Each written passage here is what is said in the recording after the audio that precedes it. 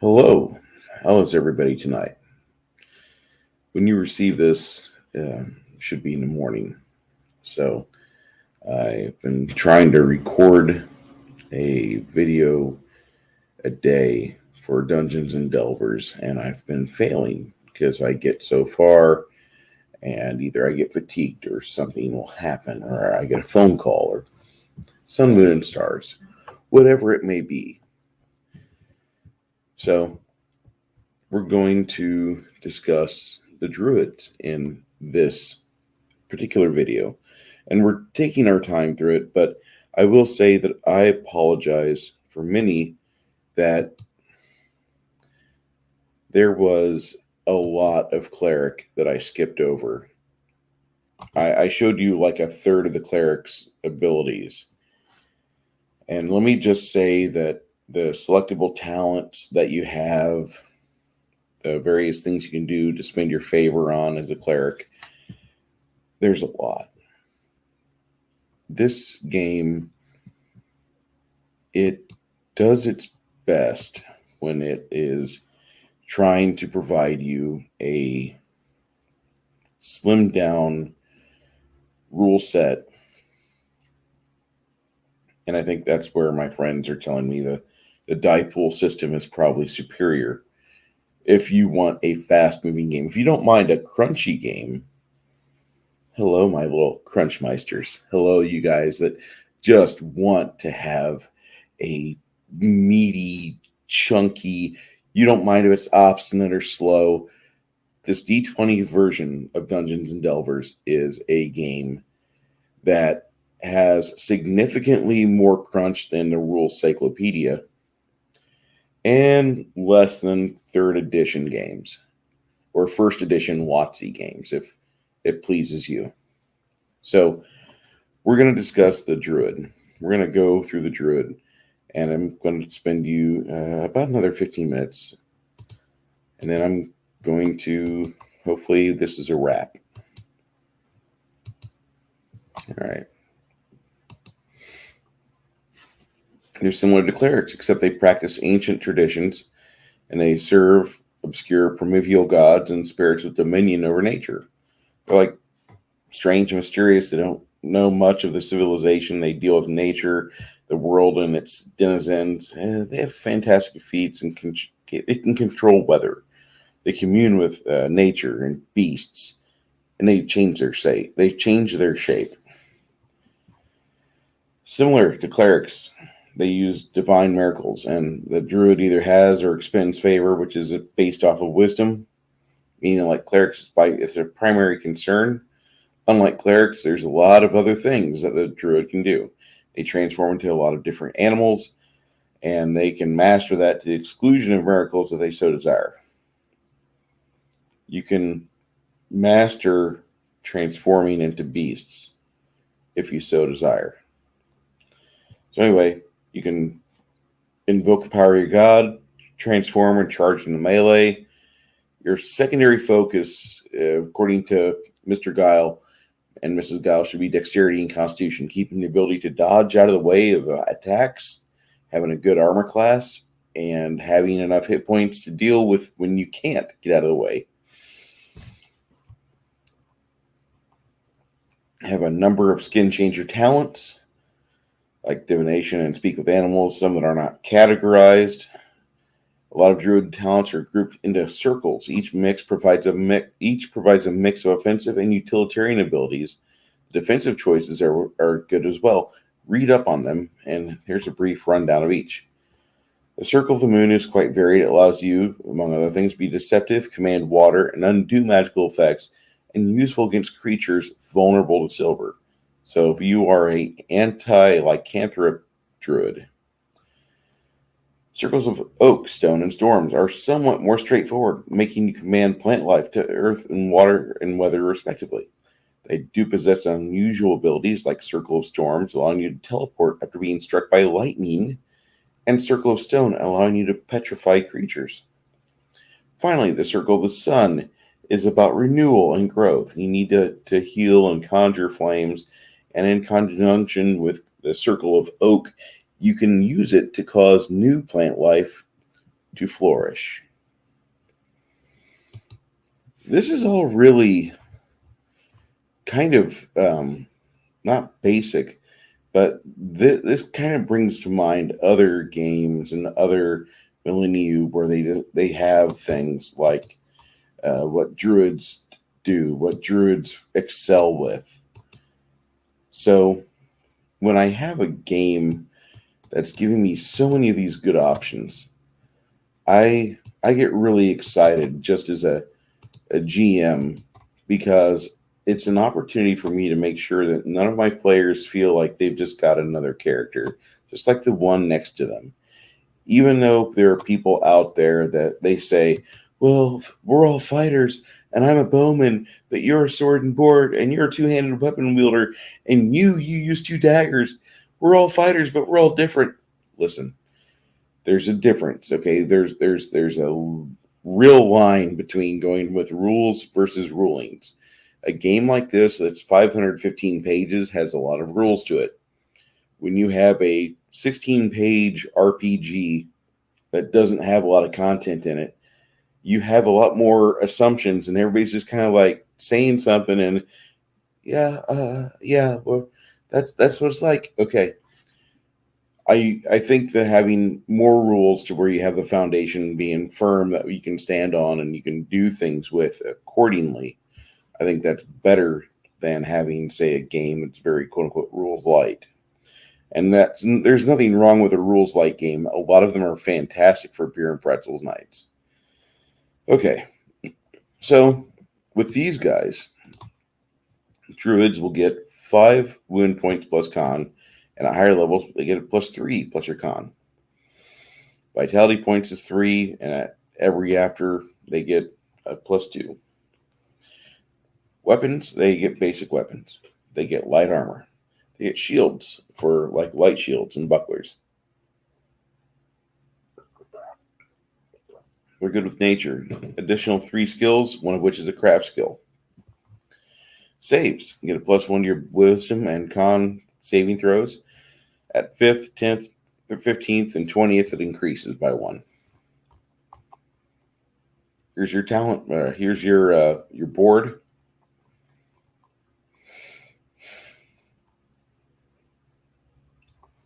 Choosing your equipment right here. Deity. All right. Deity is just the same thing as like what we dealt with clerics.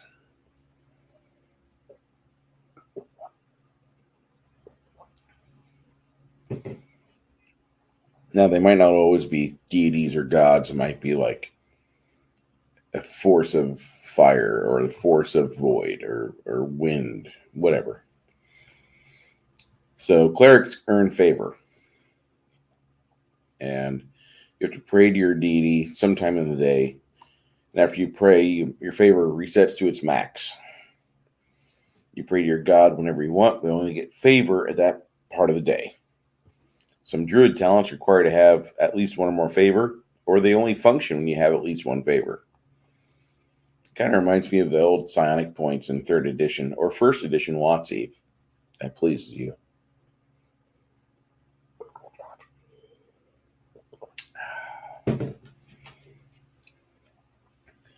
So you have to do sacrifices. You regain favor by doing sacrifices. They usually have to be burnt, cast in bodies of water. You don't suffer wound recovery penalties when resting in the outdoors.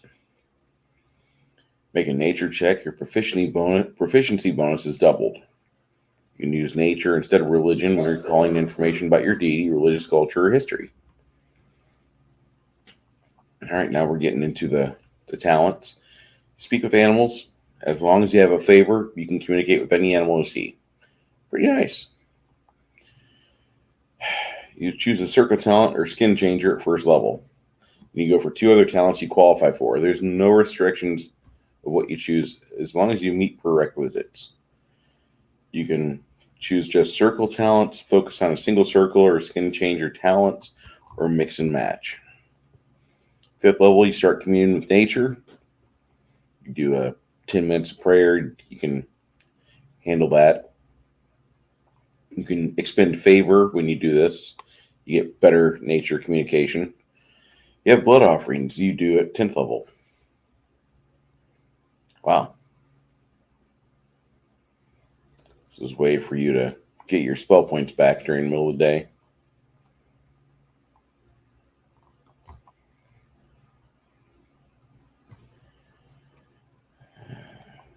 You do rituals. They take a length of time, like 10 minutes or 30 minutes. As long as you take long enough, as long as you take your time, you can use the talent without paying the favor cost. Miracles. Most druid talents are considered divine miracles, but they follow general rule for talents using any sort of favor or such. The primary purpose for that distinction is abilities and effects that target specific types of magic, like cold iron, which is only effective against arcane spells. Spend additional favor. Some talents require that. Some of them option that. When a druid talent calls for saving throw, DC is 10 plus wisdom plus any other bonuses you might have, like your divine bonus. Saving throws are explained on page later.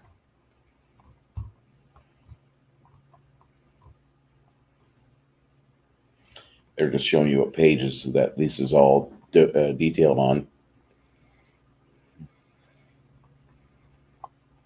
Lots of different things you can do.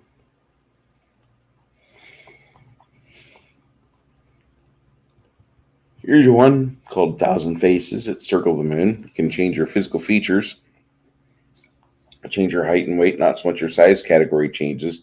You can appear to be a different race, but can't make drastic changes to your own body, like adding horns or changing your legs so they appear to be goat-like.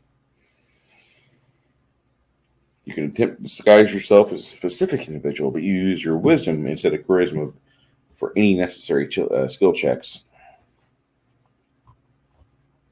Blood sacrifice. Call lightning.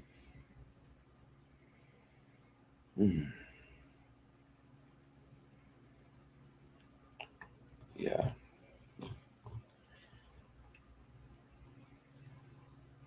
It's pretty cool.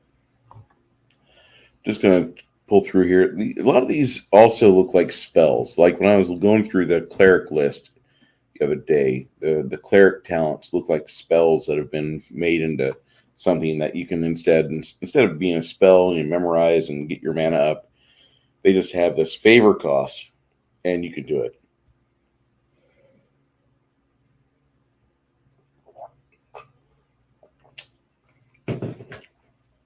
So you can use chain lightning, kind of different. Calm weather, charm animal, circle the moon. If you have a couple favors that you save up, you can have your damage die increased to 2x6, and you can increase damage by another 2d6 for each point spent. It cannot exceed your druid level. You can spend up to 7 favor, and as long as you don't have more than 14 hit die, you're good.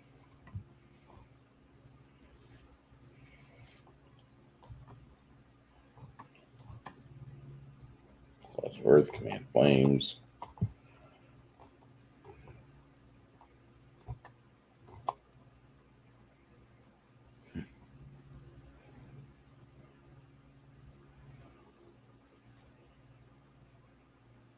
Crushing Roots. Curse. Here's a good one.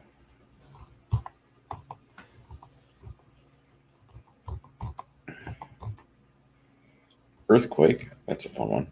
You have to have 3 favor for that. Embrace the Elements. Entangle. Entangle's a great spell.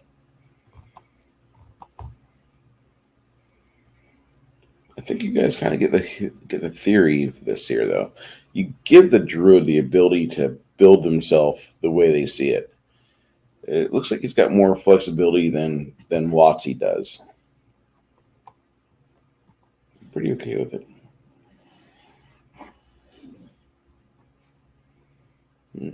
Flesh Totem Miracle.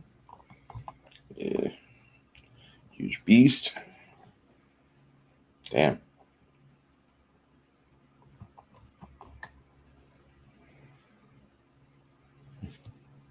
Magic Fang. Like a second skin. Sweet.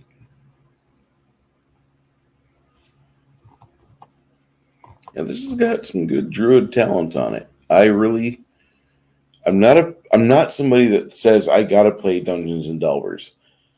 But if my friend said we're gonna play this game because you reviewed all of it, fine, whatever. It looks like a good game.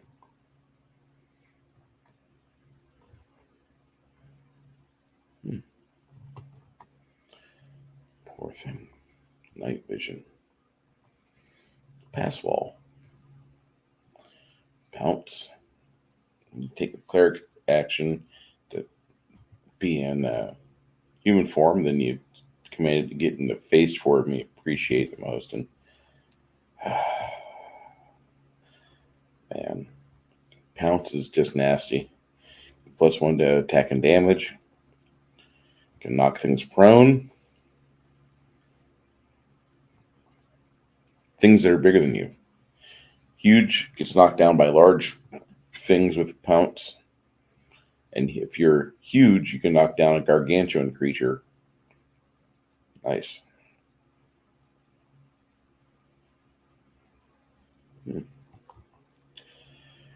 Plant growth and petrification. Petrifying breath.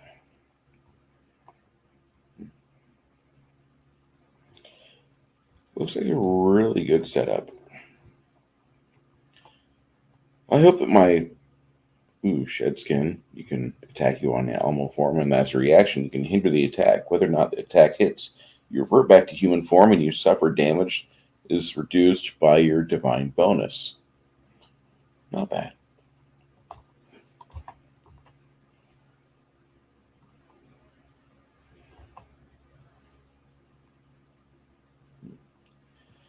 All right.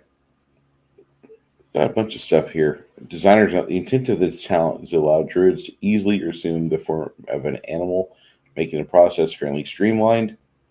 You want to fly or swim? Take the sonar through the sky or cat aquatic adaptation. I really like this. I'm impressed. I thought I would not like the druid much. As a DM, I probably would hate him.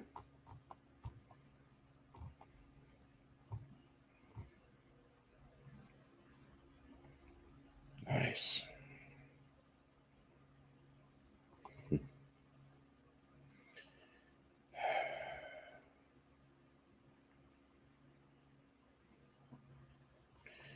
It's going to be interesting to see how this game takes shape. How many of my friends want to start playing it? It looks good. It really does.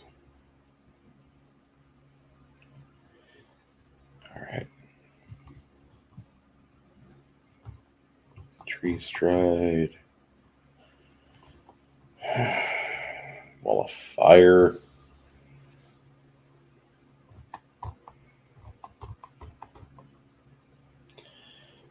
Okay. Well, I really hope that everybody here has a great week. I'm going to wrap up this stream after Googling some of the Druid talents, and I think that this is a fantastic supplement or a fantastic way to play. For those of you that want more rules than Rule Cyclopedia, but 5th edition is a step too far in the wrong direction. There's some NECA figures out there. Excuse me, there's some... for those that want to... Lost my train of thought. For those that want to improve their game, I recommend miniature play for a lot of this. I got ahead of myself.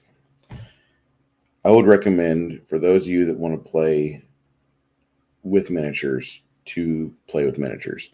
Go to a 5 and dime store, and I recommend buying up some dinosaurs. I know that sounds crazy, but this one here was printed off of a 3D printer. But this is the sort of thing that you want to get. About size-wise, it's about the right size.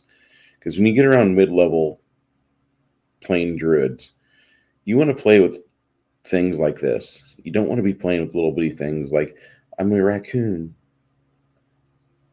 No. I think if you're going to play a druid right, I think if you're going to do it properly, and if you want to spend the money, look for things from NECA for the Jurassic Park line and all that. Don't. Just go to a 5 and dime store or a local Ben Franklin or a Dollar General and look for something like this, like a $2 or $6 Tyrannosaurus Rex or Allosaurus. Get some of those, because you're going to want to shapeshift into something that you want to keep it about the right scale. This is for huge base, 3-inch diameter base, and it allows you to be accurate with your representation. When it comes to playing druids, versatility is the key. You're as versatile as the bard, but instead of being a lore-minded character like a bard or somebody who does background, I help out, I sing, I play the flute. A druid can literally stand in the middle of the party and cast spells or call lightning and do shit like that, or they can be a lot more effective. A druid or a cleric can actually be as effective or deadly as a frontline fighter, and they actually are more versatile, because the druid and cleric can go from casting spells or healing their allies, and the druid can shapeshift into something that can be a wrecking ball of nature. The cleric can cast spells upon themselves, buff themselves for the offense, get their shield enhanced with a few more pluses, get their armor class a little higher, make it just easier to deflect things, and wade into battle. I hated the druid in the 3rd edition of WotC, or in the 3rd edition of Dungeons and Dragons. I hated it. But now I've come to peace with it, because it has its value. And a character or a person playing a druid that understands your vision for what you want to have in the game and what you want to respect the lore with, that helps out. If you have a druid player, I would talk with them and I would say, listen, I really don't want you changing into anything that isn't from around here. If you could keep your shape changing normal, that'd be perfect. And we play in an area where we do see dinosaurs a bit. So I've got my friend Chris, who he will shape change into an Allosaurus. That's just kind of how it is. He's not trying to get too wonky on me, but a druid is a very cool character. And for those of you that are wanting to play Dungeons and Delvers, I really think you're going to have a lot of fun. Like I said, buy yourself some cheap dinosaur figs or print some out and paint them. Do what I do. But I really think that you're going to have a lot of rewarding time playing the druid, because with the various options that you get with Dungeons and Delvers for this game, at first I was thinking this would be a good side game to your main game if you play 5th edition or Rule Cyclopedia. And the more I look at it, the more I'm seeing that this game actually honors those previous engines and previous games, but it stands pretty well by itself. You could run it in your D&D game, but why? Just run a Dungeons and Delvers game.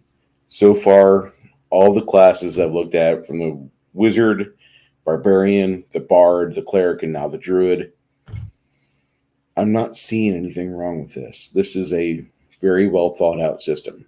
It's almost like David Guile, because him and I will talk a little bit, but I honestly think that he really has studied a lot of previous versions of D&D. and he wanted to honor the older versions. But when he was building the classes, he was trying to get the talents to that right perfect pitch of balance. That these are all really cool talents, don't get me wrong. But as you increase in your proficiency and your level, you're going to be able to be noticed among the rest of the party. And the Druid is not subtle. Neither is the Cleric. But I'm going to wrap this up. Want you all to have a great night. If you have any questions, or if you think I should have edited my part out where I was getting tired and I started talking about NECA figures, I want you guys to play with minis, okay? And the reason why is that theater of the mind is fine. When you have figurines out there, and you have somebody that's trying to take the time to paint your figurines well, and give some love to the battle mat. You don't have to do it for every combat. You don't have to do it for every game. But making it appropriate. When you break these things out, the players are up for something special. And that's really, I think that would be even more valuable than just playing a game with a battle mat 24/7 in front of you. The sad thing is that with people that are using VTT, they're always stuck watching a VTT. A lot of players that have, a lot of DMs that have VTTs, they don't have miniatures. And a good idea that I would recommend is have another camera. That way, whenever you're not in battle mat mode, you're not in combat, set up your figurines for your players. Set them up in a line. And then set your camera right in front of them so all the characters are there and present. And whenever you introduce an NPC, you could put another figure right there in front of the camera. And if you're good with memory, you'll remember that figure represents this character. It's just a thought. Lastly, if you want to play Dungeons and Delvers, I recommend, if you like 5th edition,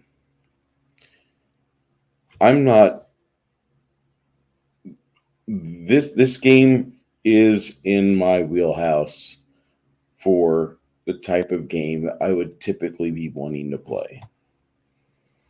However, I probably will not run it. I might play it in the future,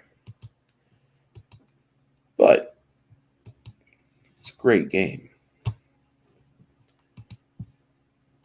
If you want to find out where you can find this game, you go to Big Geek Emporium. This right here, BG Emporium.